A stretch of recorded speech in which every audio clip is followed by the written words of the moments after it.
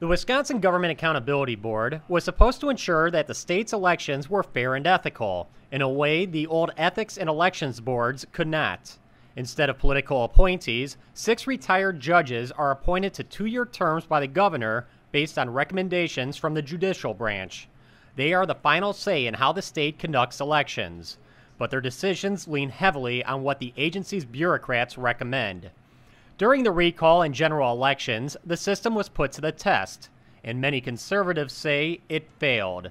The GAB decided it would accept fictitious names on recall petitions. It put restrictions on election observers that they say made it impossible for them to effectively observe the voting process, and its constant response to reports of voting irregularities was more training.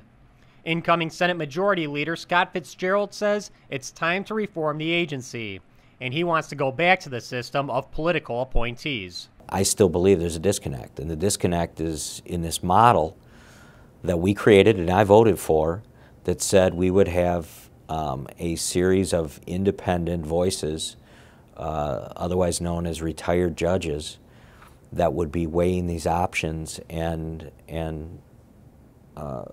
being decisive on a number of issues in a nonpartisan way. Well, the model sounds great, but it's not working that way. And the reason it's not working that way is because there is a long tradition of a bureaucracy over there. And it's, you've got Kevin Kennedy, who I've known for many, many years, who is still in the same place he was when he ran the elections board.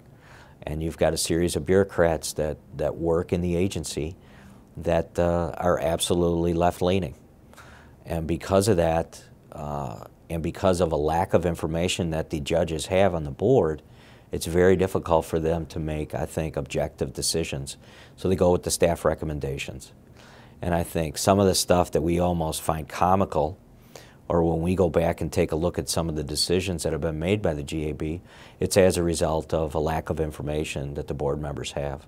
I mean, they've been asked to make decisions 20 minutes later after having been presented with a recommendation. I mean, that's not the way it was ever designed to work, and unfortunately that is what I think is happening over there.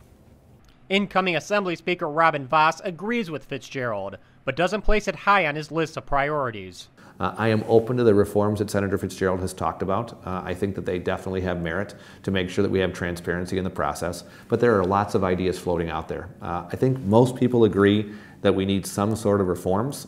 If you are open-minded about where we are, you know, having people make a decision that was never near the legislative intent and just say that's what we've decided, that's not right either. So the legislature needs to be the place where policy is set, not a bureaucracy or an agency or, you know, appointees. That's where I'm hopeful we'll be able to have real reforms of the GAB before the next election. Will they happen in the spring? They're not one of our highest priorities, I have to be honest. I want to work on creating jobs. I talked about earlier, you know, mining, income tax reform, regulatory reform, schools for kids. Those are where our priorities are. But having fair elections in place before the November 2014 elections is also a priority.